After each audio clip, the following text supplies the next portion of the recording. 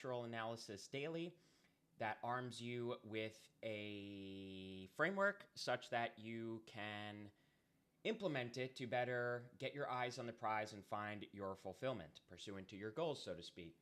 For today's topic, we're going to talk all about women working. This is still. One day I'm going to figure this out with this setup here. It's nice because the camera is a little farther away, but that gets my monitors here, my Epic Cool Guy monitors here and screen. For today's topic, we're going to talk all about. I forgot to arm the space, man. Lazy, incompetent Mediterranean here. For today's topic, we're going to talk all about women working. As you might have seen, there was this viral post, or rather, women working and getting educated. As you might have seen, there was this viral post that's still going on that everyone's freaking out about, wherein this woman got her PhD in like some kind of biology or something like that, and she posted about it, and everyone's like, well, you're an empty egg carton, and So we're gonna talk all about that. And my take on it is actually a little bit more sophisticated and complicated, other than freaking women should freaking shut up and be stupid bitches and be moms. Because it's like, did you guys forget the part where the kids turn like 5 years old and don't need their mom holding their hand 24/7 every wakeful second of every wakeful day? Did we forget about that part? And then thereafter, it's like, I thought, isn't part of everyone's whole shtick that children can't spend too much time around women because they're going to like feminize them and all that? So which one is it, guys? We got to get a little bit wiser, a little bit more higher IQ on this, instead of operating on our little baby castration anxiety feelsies. And that's not to condescend the way they do about castration anxiety. We should have a little bit of castration anxiety. We do not want people taking our masculinity from us. That's kind of the whole thing. It's kind of a major problem. But that also entails a more sophisticated look at it, other than, well, let's just guarantee our balls, our masculinity, by totally subjugating women or something like that. But I know that sounds really gay. We'll get into it. I know that sounds really gay and like simpy and copy, but I promise you I'll get into it in a little bit more of an analytical way.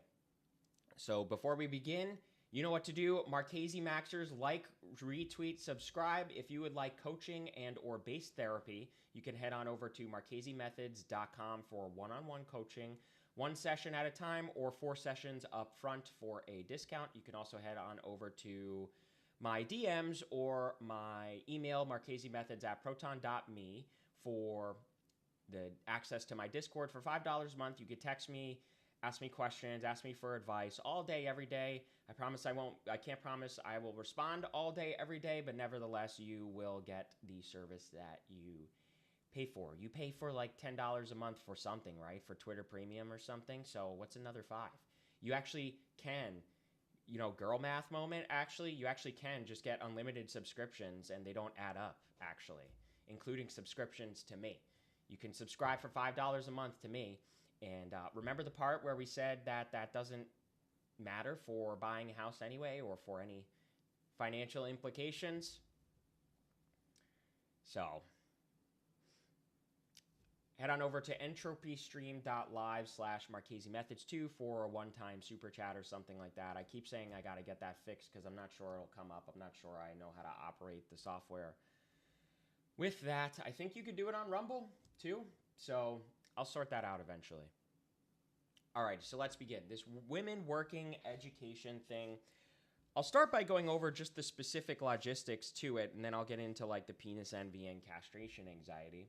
So firstly, what is like the sort of premise of this? Why do women want this so bad? Well, of course, as always, it often starts with our hunter-gatherer instincts, our most base survivalistic instincts, and when women aren't working, it emulates those conditions wherein the men were hunting and gathering, although I think women gathered somewhat too. But of course, that wouldn't be enough for them to feed themselves and the children and the tribe and the group. So this is still in frame here. Whatever. And so they are sort of fretful that places them to that degree of dependence upon men. And rightfully so. We don't always want to be so super dependent upon men or anyone or anything. Of course, there's no way to escape it. We are, or escape it fully. We're necessarily dependent on one another. I'm dependent right now on the electrical systems working. I'm dependent right now on Twitter working, on other people, on other men, and in many cases, some other women, insofar as they contribute to that through working. Excuse me. So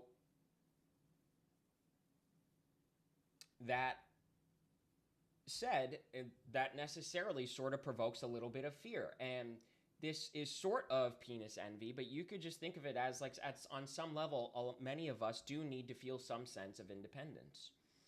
And when women feel that they're dependent upon men for money, resources, whatever, it places them totally at the behest of the men, and there's no real guarantee that that won't end in catastrophe. It's never a non-zero risk for them. Now, of course, they react to it with this hysterical neuroticism. So long as there's a non-zero risk, they act like it's so over and they're just going to like instantaneously get shoved into a basement or something. Their little peanut baby, low IQ, insentient amoeba brains go instantly to the thing that we fear the most and preoccupy ourselves with the potential worst possible thing, and subsequently do everything we can to avoid that, because the magnitude of that problem, consequence, bad thing, negative thing, our brains do this like false rationalization wherein that transmutes to like significant risk. It's chaotic risk, meaning that the slight possible chance ends in catastrophe, but it's not actually high risk. So they mitigate this or resolve this by going out to work or getting educated. And the part that men pick up on with this is that there's actual authentic instincts, and then there's coping, seething, penis envy, power envy type stuff, wherein many of them live their entire lives preoccupied by the psychosocial power that men have that they don't. There's two versions of it. The firstly is of course, the monopoly on physical force. Women are only really allowed to do anything, anytime, anywhere, because men don't violently or subjugate them or something like that. And there's also a secondary element to that, of course, is when you have altruism, when you have, even at the lowest level, mammal brain instincts. You don't want to do that to people. There's no want and or need to do that to them, despite them sometimes really pushing it.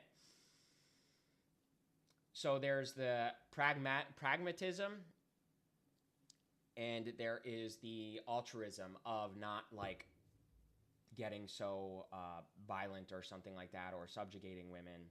But it's the fact that it's still there. It's the fact that we still can, men still can, at any given moment band together and do something like that. It procures this perpetual latent anxiety amongst them that can happen. And of course, there's just like nothing they could possibly do. Some people try to say that guns would like equalize it or something, and it's like, LOL, you know, there's like, yeah, it's not just as simple as aim the gun and shoot. You have to sort of have that combative skill of awareness, tactics, the propensity to keep your emotions under control. So for the most part, they are latently anxious 24/7 that men can do something like that. So that's the sort of one element to it. That wouldn't be wrong or a problem if they didn't take offense or some kind of egotism about it. So that's to say that they resent that power and subsequently try to emulate power, not because to equalize it, but rather to wax tough guy, to wax the image of power, to compete in a way that functions to do nothing other than give some kind of sense of ego. And you do this when you have a problem with the secondary layer to male power that they don't have, and that is the easier time men have transcending their feelings, thoughts, impulses, emotions, such that they're more disciplined, they're capable of working out, whatever it is. They resent that men have that, and that is the bigger resentment, because that is much more complex, interpersonal, psychosocial. And so they resent that men aren't so beholden to and subordinate to their feelings and impulses. And women resent that themselves for being so subordinate and beholden to their impulses and feelings. So, of course, well, what's the natural resolve? Try to transcend anyway. But there's this enmity or envy that men can do so in an easier fashion, so they try to emulate transcendence by doing something else too in an easier fashion. Work or education is one of the expressions of this, because what is work? It is sequestering your feelings, sequestering your impulses, putting forth effort, betraying and belaboring against that optimization of energy instinct that is so pernicious across many domains, most notably in the domain of fitness. We don't want to work out because we don't want to expend energy, because our hunter-gatherer brains will tell us we'll die, and signal that through the discomfort of working out. So these are the handful of elements going into women with the career and education stuff. There's overall authentic power equalization by way of they need a sense of independence and sovereignty, and they need a sense of being able to live on their own in some fashion. And in the modern day context, working sort of emulates that, and working provides them with that propensity or capability to hunt without actually hunting, because if it was actually hunting, they wouldn't really be able to fully do it the same way men do. So there's that authentic element. But then there's this element of resenting that men have a monopoly on physical force, and men have an easier time transcending their impulses and feelings. And that resentment builds from attaching value exclusively to that stuff, neglecting their own value that they can express in an easier way that men can't, which is done through the familial stuff, the relational stuff, the communal parenting, the navigating relationships, and even doing some of this like clerical, organizational, managing a web of tasks and that sort of thing. Men operate in that more linear way. Women operate in that more task-centric, nebula, constellative way. And so those are some of the ways that they can express value or express a sense of transcendence authentically. But they do this low IQ meme of being so preoccupied with male value and maleness through that urgency of survival, such that they just only understand that version of power and that version of value. So they have to compete with men. They have to try to be men, essentially, to mitigate this power differential, to give any sense of leverage. The only other leverage that they use that isn't a competition with men, that isn't an obsession and compulsion, is sex. But they can't really fully leverage it, because they get horny too, and famously, they can't help themselves once it's like a Chad that treats them like shit. So sexuality doesn't fully give them a sense of leverage and power. And then, of course, there's stuff like porn in my article I wrote about how they resent that it strips them of that sexual leverage. So now, women go and work and all of that to mitigate this, to ameliorate this. And they do so. Now, of course, the natural answer is, well, transcend your way. Transcend and contribute and feel a sense of value your way. But what's the fundamental problem is both that peanut brain, I can only think about what I'm preoccupied with, and also this element of what that requires. That requires a level of sacrifice, or a kind of sacrifice that's uncomfortable, that doesn't feel good, that is unpleasant. It is the classic dichotomy. This is like the pathology of all of ego problems. That is that we want to transcend, we want to be better, we want to be disciplined and all of that, but we don't want to subject ourselves to that kind of discomfort or subject ourselves to the sacrifice of pleasure and pleasantries. So we resolve to still indulge but rationalize some other behavior or some other version of emulating or giving the appearance of power. We rationalize by saying, well, if I could appear transcendent, if I could appear rational, if I could appear disciplined or righteous or something like that, then I get the best of both worlds. I still get to cum max while also telling myself or convincing myself that I am living up to righteousness. I am living up to my image ideal. Enter work and education for women in this insufferable context. And this pathology, this insufferable narcissism, this egoism is what men pick up on and rightfully resent about women working and women getting educated. One of the most destructive things for a relationship is women trying to fucking have a pissing contest with their man. Why is that? Because these two things are dialectically opposed. This is penis envy, and so women try to ameliorate their penis envy by taking power from men.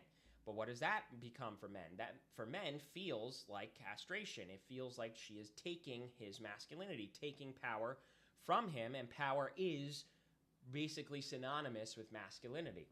So this is why it becomes such an explosive thing, and women try saying, well, you guys are coping because you have no power or no sense of power in the first place, and you're coping by trying to linearize it in the extremum the other way to make it so that women are basically like like in a farm getting milked or something.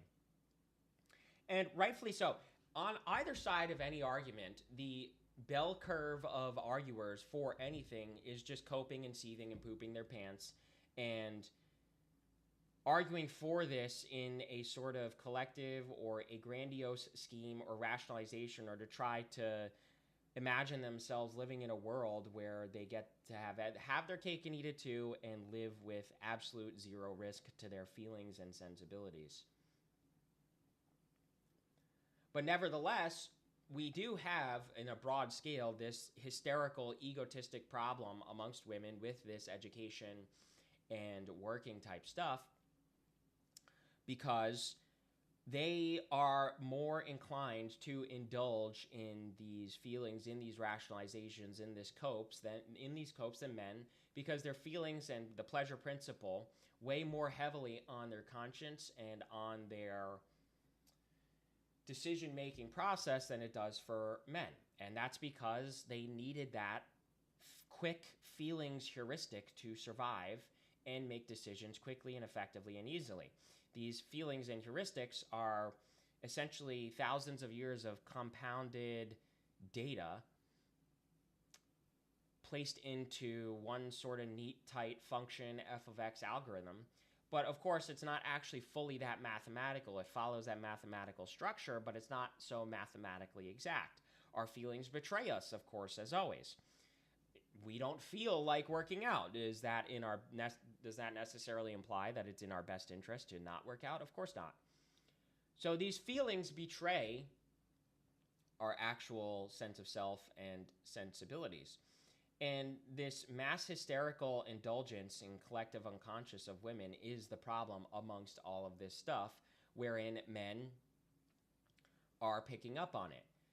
It really is insufferable when a woman plays tough guy with you. It's really insufferable when anybody plays tough guy with you, but in particular women, because it indicates that they're preoccupied with something that will never bode well for the relationship. It indicates they're low self-esteem, inconfident, insecure, I should say, intransigent. They are not actualized, they're not present, and they're not there for anything other than themselves. They're not there for anything other than to play these games. And men's response, of course, solicits the cope theorists, the cope types who aren't really fully grounded, so they just battle it out to try to send it all the way the other way. That unironically is a problem or is bad for women. And so that is the nexus or the nature of this battleground type stuff. Now, let's go into some of the specifics, logistics, and just some sort of like the zooming out from the psychology. Let's just examine like some of like honestly, a lot of this is just really low IQ, particularly amongst women, because it's like, dude, why are we acting like you only exist or live until you're 30? Like, why do we have to work first and then go have children when that is like the biology betrayal, right? It's kind of, they act like it's so over. Essentially, here's the quick way of saying it. Biologically, if you don't have children by like 30s ish, early 30s at best, if you were healthy the whole time in your 20s, like that's when it is actually so over for you. That is like your last fucking call to have children and fulfill that mandate within you. But your 20s or your 30s is not your last fucking call to work. So in other words, why is it that we have to work first and then have children when you're really pushing it on that type of stuff, pushing it on the biology, when you can have children first and then work? Work isn't going anywhere. Society isn't going anywhere when you're 30, 40 years old. So you can get educated and work then. Like, duh. And they act like it's an existential cope or crisis or there's some kind of urgency because, well, there's ageism in the workplace. No, there's not, dude. Like, that's so not real. And even if it were, okay, if you're hiring somebody, what seems less hireable? The fresh out of college 22-year-old who just got their degree and has no experience, right? Because they complain about this motherhood stuff as, oh, well, it won't be meaningful experience for the workplace. Okay. Well, does a 22-year-old who just graduated college have meaningful experience for the workplace? A 22-year-old who just got done with their 4 years of fucking gay butt sex parties? Or a woman who is 30, 40 plus who just got out of college? Which one's more hireable, actually? Which one do you think is more preoccupied with getting the job done? Which one do you think can think about multitudes, think outside of themselves? And perhaps the only still counter argument would be, okay, well, energy. Are we really acting like in the workplace, especially in these spreadsheet jobs, like there's a fundamental foundational difference between youthful energy and 30, 40 something energy?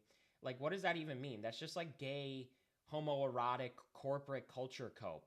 Aren't we all like, I thought like the meme amongst women, especially these women TikTokers who are doing this thing about how corporate culture is cringe and they're heckin' frickin' asking you to work too much. It's like, okay, well, that's that youthful energy they're asking for. So, like, which one is it? Is that illegitimate such that you don't want to work? Or is that legitimate such that, well, now you have to be in your 20s to go work? What's more, men are also picking up on how women are exercising, they're trying to do this to exercise sovereignty in the same way men exercise sovereignty in their 20s. But people left to their own devices of just working to no end other than to make money, it's like idle hands are the devil's playground, particularly amongst women. So they're going to do this in their 20s, pursuant to further penis envy, competing with men by getting promiscuous, by going to gay butt sex parties. They do that because they resent that men can, proliferate their sexuality and spread their sexuality, and they can sense that there's a power in that such that it strips women of sexual power if it's an alpha Chad who has access to sexuality like that. So they try to cope by sort of like taking back sexual power by emulating the sexual power of men, by LARPing as a man. And then there's also just generalized, like women are relatively more indulgent than men. There's this problem amongst women where they point to these extremum of men. Men do everything in the greater extremes than women, but the overall average woman is more XYZ version of indulgent than men. So in other words, these women will point to more men are like hugely obese and like drug abusers or something like that. Yes, men will indulge or be coomers in the greater extreme than women, but the average man compared to the average woman is significantly more of a coomer than the average man. And similarly, in the extremum, the most disciplined man is significantly more disciplined than the most disciplined woman. And that is because they rely so fucking desperately and heavily on their pleasure principle and feelings. And the pleasure and egoism of LARPing as a man and sexual activity, sexual promiscuity throughout their 20s are expressions of that. So men rightfully pick up on what that implicates for them and for their behavior when they're working and educating throughout their 20s. Now, here's the part where I come in as, I don't want to say a middle ground because that's cringe and gay, but we also can't act like being a mom or whatever, or school teacher, whatever version of communal caretaking for children women can do and or have is like that hard or that preoccupying. Now, this isn't to shit on women. This isn't to degrade them in any way, but that is to bring back up the part where, you know, the children are going to turn like 5 years old and figure out how to pluck a snack from the drawer themselves. Like, they're going to figure out how to like shit in the toilet themselves. They're going to figure out how to like wait outside for the bus themselves. They're going to figure out how to walk from the bus to the school themselves. They're going to figure out how to exist and eat and like get to your house themselves. So what does that leave women with? We don't want them to just like be sort of bored. We don't want them to have nothing to do pursuant to this stuff. Like, children eventually need over time less and less like attentiveness from parents. Isn't that kind of the point? The point is to raise them such that they're independent, like financially and everything too, but independent emotionally. Do we really want somebody to be trained to be like a needy little mammal brain fucking baby? It's actually really insufferable how many people are so fucking obsessed and compulsed and needy for the attention of others and everything. So women do need something to do once the children boxes are checked off. They only have a certain number of years, right? Realistically, we can't just like LARP with this like, oh, women just pump out a child every 9 months by the, you know, until they're 30 or something, because most people aren't even going to be able to afford that. Unironically, you can afford 1, 2, 3 children. It's not that big a deal. It's a couple fucking extra bucks a month to like feed them and whatever. But beyond that, it becomes a problem, and it becomes a problem of split attentiveness. Your attention is necessarily away from them. So realistically, let's give a good estimate, and let's give a good estimate to like 4 or 5 at most for most women, with like 3 probably being the average. Okay. Now, if we have them in rapid succession, and let's say they do it young, let's say they do it anywhere from 18 to 29. Okay, 10 to 15 years later, they're going to be 30 to 40 something with nothing to do. So they should have something to do thereafter. And I think part of the point is that having children and family for them and for us exercises maturity. It forces us to grow. It forces us to be mature. It forces us to quit being so indulgent and selfish and self-centered and pleasure principled. You know, that's the other part too, is that women doing this stuff, it's all about cum max pleasure in their 20s. And there's a problem of that, not just for what it intimates for a potential relationship or motherhood. It's also just wrong. Like, how about all this stuff is just wrong and fickle and juvenile and offends agency? We're also worried about agency, but we half-ass abuse agency to cum max, to pleasure indulge. Like, that's not agency. Women LARP that this is like some kind of power or something. Power is pursuing what you want, authentically transcendental to what it intimates for your ego, your impulses, whether or not it feels good. So it's not sovereign. It's not powerful to cum max to own the moidtards. It's not sovereign or powerful to work to prove something for your sense of ego. So it offends agency, actually. It betrays agency. It betrays transcendence. It betrays God, because God is transcendence and truth and authenticity and agency. So that's that element there. So with women in their 30s, 40s, even if they're more mature, okay, by definition, their maturity actually implies they need something to do.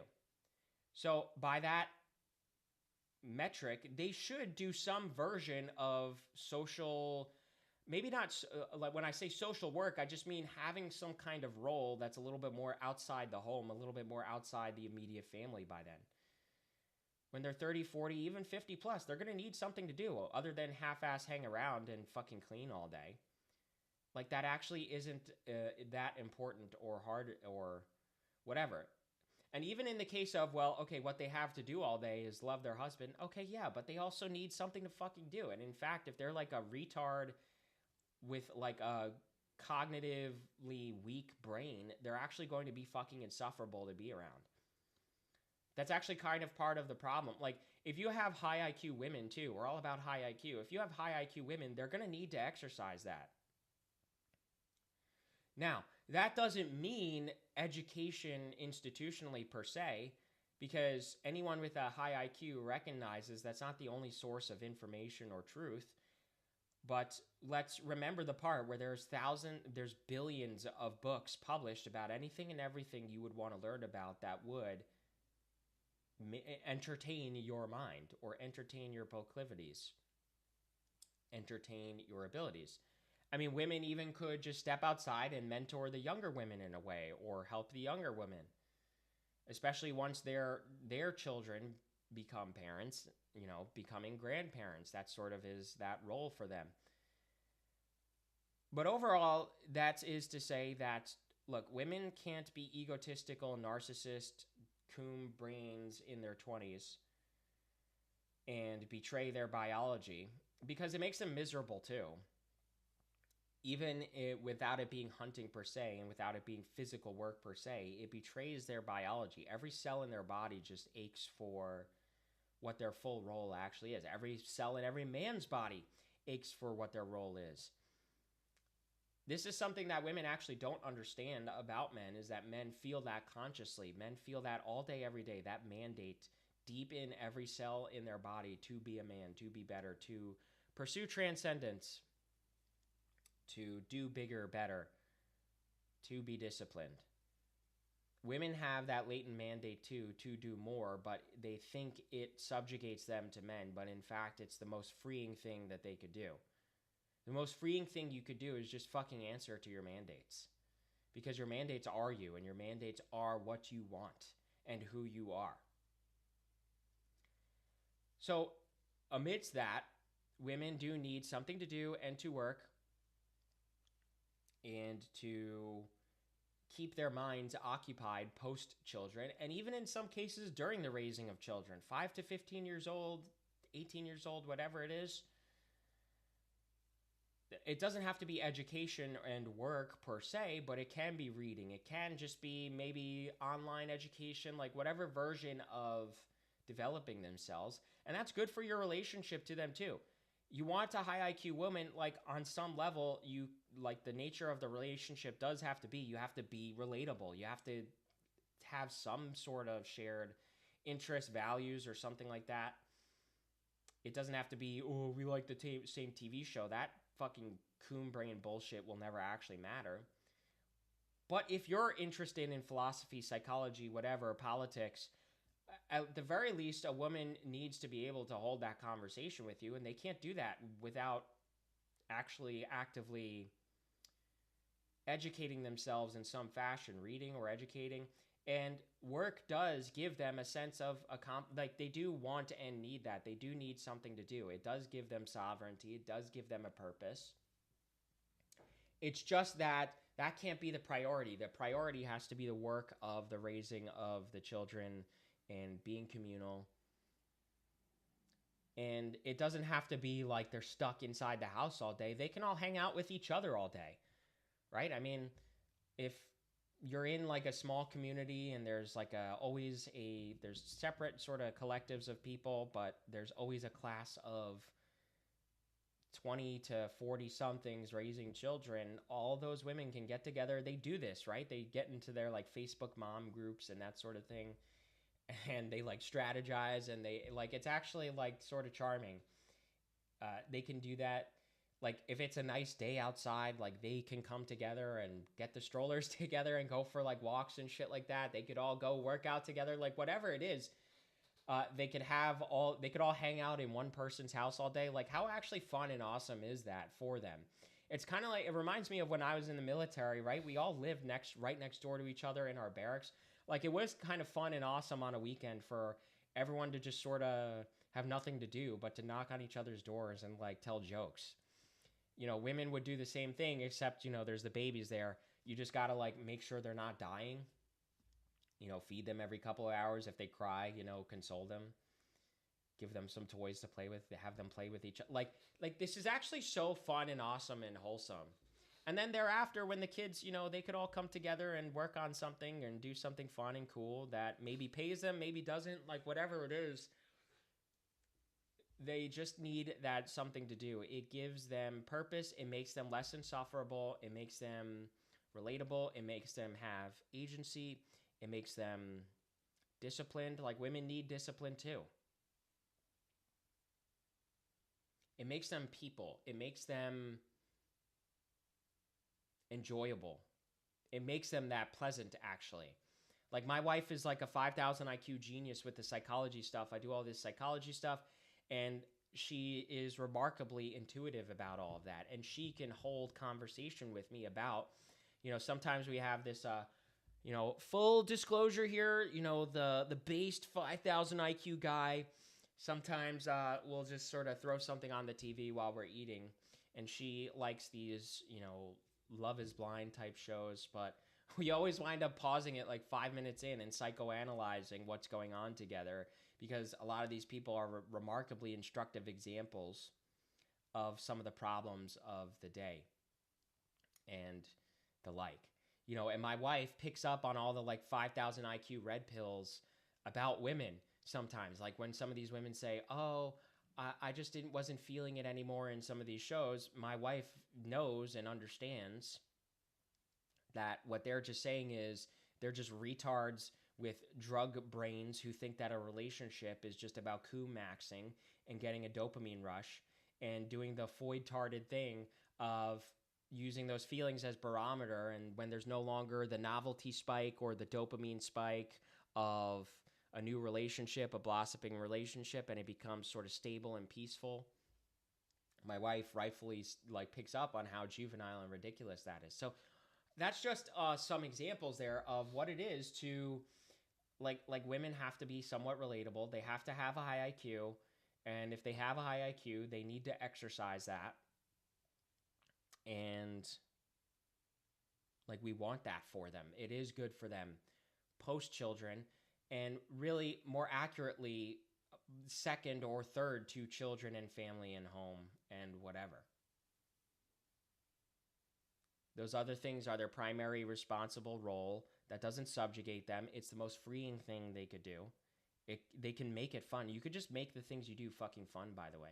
Like the premise of that being like enslavement is the presupposition that freedom is maxing and hedonism, but that isn't, because that's answering to neurotransmitters. That's answering to something outside yourself. So that's actually the most subordinating, least freeing thing you could do.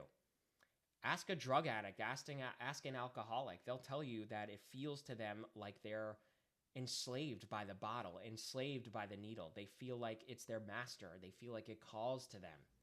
There's something to that. So anyway, trying to last an hour here, but we're only 40 minutes in.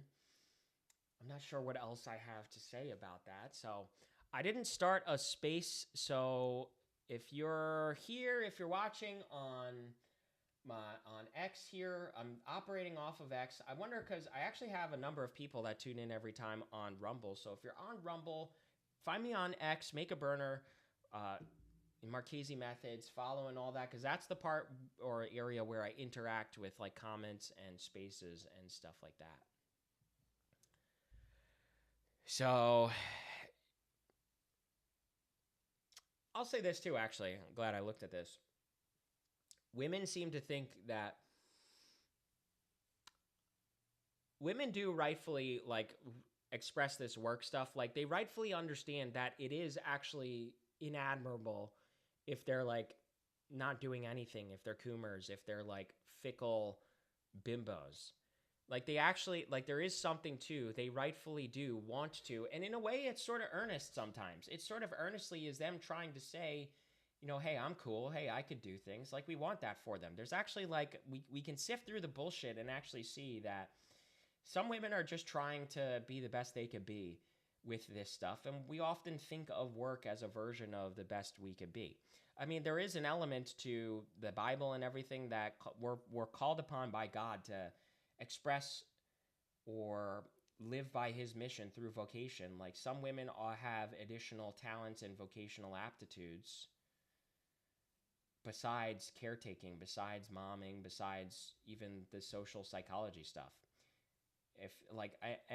If women do have remarkable genius, some of my most admired professors in the math undergrad were women. Like they should, if they're capable of that, they should exercise that. That's a gift for a reason. That's a capability for a reason. Now, so adjacent to that, they seem to just have this other low IQ problem of like, we all think that men have that latent mandate where we all kind of joke about how once you turn 30 and you're not like a billionaire, it's so over for you. And there's this sense of that's because, well, in your 20s is like the rarest time, is the most prime time wherein you have energy, where you have this sort of hopefulness, this sort of discipline, this sort of chance to solidify your habits and your sense of self throughout the rest of your life. So we sort of joke that like if by 30 you don't have that, it's so over. Like obviously your energy probably doesn't drop off like a cliff per se in your 30s, especially if ding ding ding you were working out during your 20s. Did we forget the part where if we look at the majority of people and see how their testosterone jumps down and how they're weak and how they're pussies and how they're tired all the time and all that and their joints hurt or whatever? Did we forget the part about how we need to isolate for people who aren't fat, disgusting, indulgent pigs?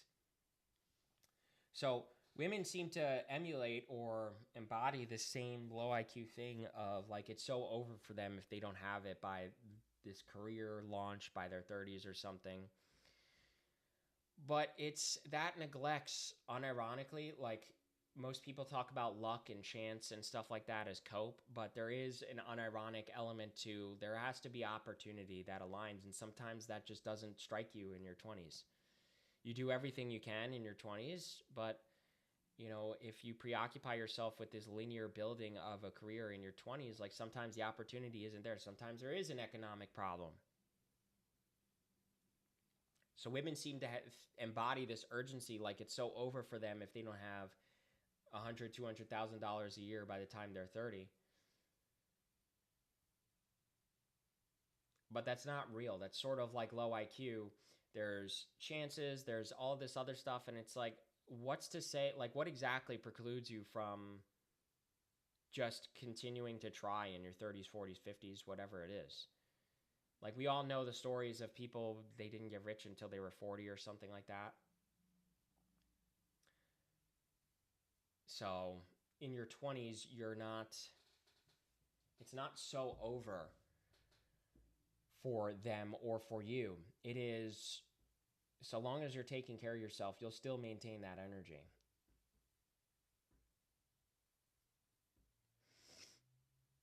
So, alrighty, I think that's the longest I'm going to manage here. I forgot to start the space, so be sure to head on over to my Twitter here to comment if you have comments on the live stream. It's necessarily my latest post on my X account, so be sure to comment on it.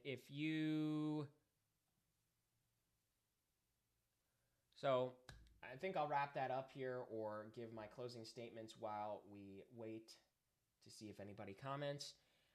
Remember, if you would like coaching and one-on-one coaching or base therapy, head on over to marchesemethods.com for the one-on-one session for 1 hour or 4 hours upfront for a discount. Marchese Methods at proton.me for a $5 a month Discord or my DMs, wherein you get unlimited access to texting me, asking me for help, questions, and the like, and help with everything and everything. And entropystream.live/Marchese Methods for a one-time donation or super chat. So, what else? Perhaps something helpful or hopeful here at the end. A lot of what I talk about is like, quit being a pussy, quit being indulgent and all this stuff, or quit wanting this, or quit yearning for that.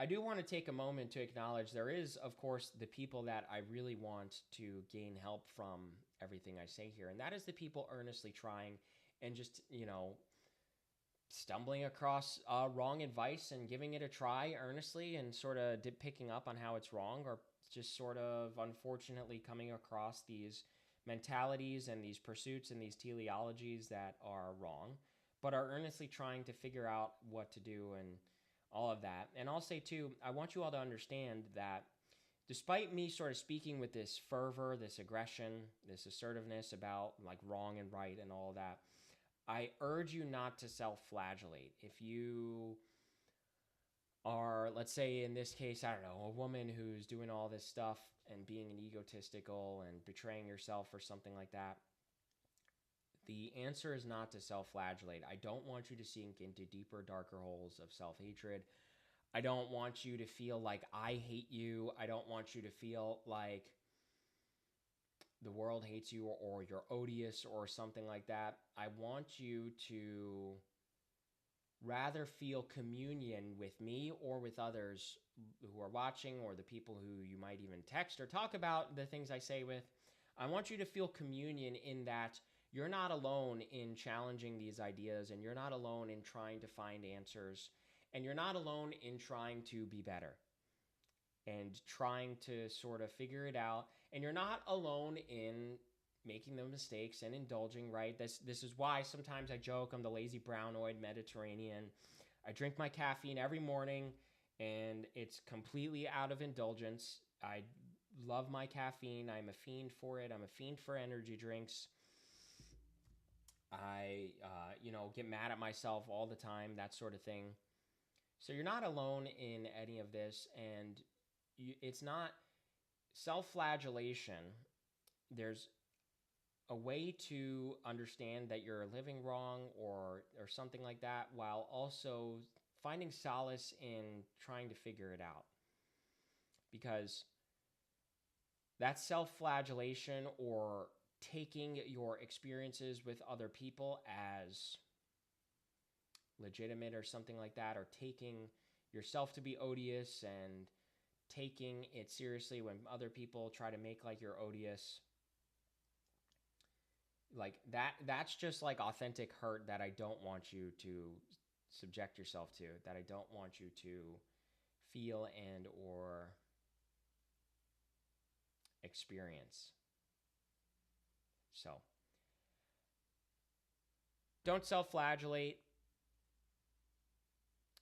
Women should work second to family, second to children, second to just overall discipline.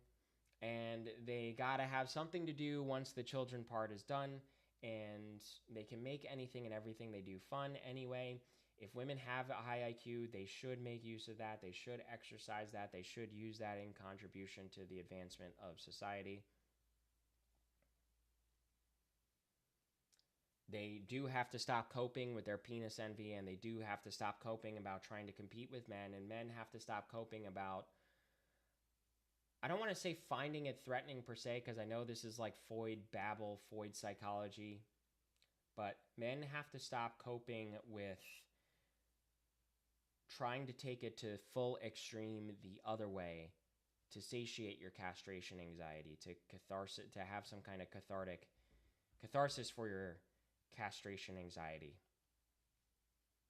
Like realistically, if a woman does this stuff earnestly but without some kind of ego payoff to it, it's in no way going to implicate anything for your relationship thereafter. And if anything, it's good for your relationship thereafter. Alrighty, I'm running out of steam. Low IQ Marchese. Can't talk for an hour straight. Can't keep talking. Maybe one day I'll get big enough such that there's super chats that will keep me going and everything. So, MarcheseMethods.com for coaching. I will see you tomorrow.